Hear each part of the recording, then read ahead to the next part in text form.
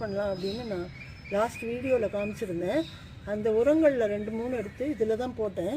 அதுக்கு வந்து எப்படி வளர்ந்துருக்கு பாருங்கள், பியூட்டிஃபுல்லாக நல்ல இந்த மாதிரி ரெட் கலரில் துளிர் வந்து நிறைய கொத்து கொத்தாக மொட்டுக்களும் வந்திருக்கு. இந்த செடி ஆக்சுவலாக ரொம்ப வளராமையே இருந்தது. இப்போ தான் பாருங்கள் அடியிலேருந்து பிரான்ச்சஸ் வர ஆரம்பிச்சிருக்கு. ஸோ அதுக்கு வந்து நான் கொடுத்த உரம் தான். அது வந்து செலவே இல்லாமல் வீட்லேயே நம்ம தூக்கி போடுற பொருளெல்லாம் வச்சு சாலிடாக ஃபர்டிலைசர்ஸ் அதுவும் ஸ்டோர் பண்ணிக்கிற மாதிரி போன வாரம் வீடியோவில் போட்டிருக்கேன். அதோட லிங்க் வந்து நான் டிஸ்கிரிப்ஷனில் கொடுக்குறேன்.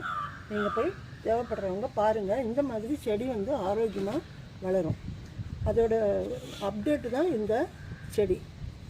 இந்த வீடியோவில் நம்ம மாடி தோட்டத்தில் ரொம்ப வெயிட் ஏற்ற முடியல, அப்புறம் கார்டன் சாயிலும் ரொம்ப எனக்கு கிடைக்கல, சுற்றிலும் கிரவுண்டெல்லாம் இல்லை, மண் வந்து நர்சரியில் தான் வாங்க வேண்டியிருக்கு அப்படிங்கிறவங்களுக்கெல்லாம் ரொம்ப யூஸ்ஃபுல்லான ஒரு வீடியோவாக இது இருக்கும்.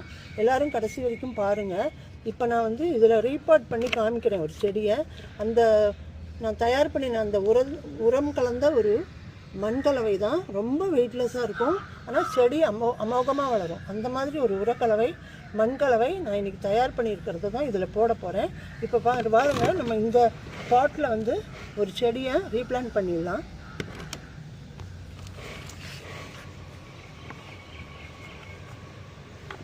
இந்த ஹோல்ஸ் எல்லாம் ஃபஸ்ட்டு க்ளோஸ் பண்ணிக்கலாம்.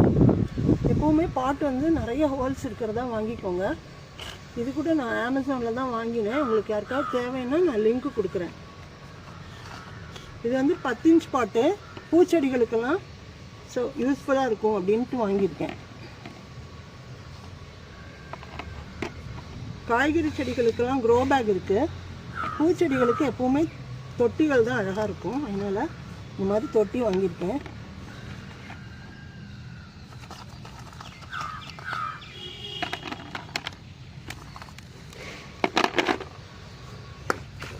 அதை தவிர அடியில் கொஞ்சம் இந்த தேங்காய் நாரையும் போட்டுக்கிறேன். ஸோ தட் மண் வந்து அடைக்காமல் நல்ல வேரோட்டத்துக்கு சௌகரியமாக இருக்கும். அதனால இந்த தேங்காய் நார் இருந்தால் அடியில் நீங்கள் இப்படி பிச்சு போட்டுக்கலாம்.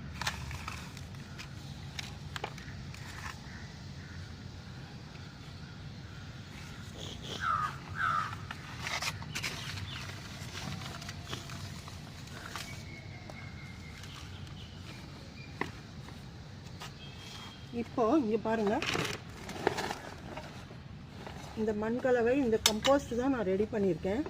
இது வந்து ரொம்ப நாள்லாம் வெயிட் பண்ண வேண்டாம். இந்த மாதிரி மூடி போட்டு ஒரு வெயிட் வச்சுருந்தேன், நிழல் பாங்கான இடத்துல வச்சுருந்தேன். இது தயார் பண்ணி ஒரு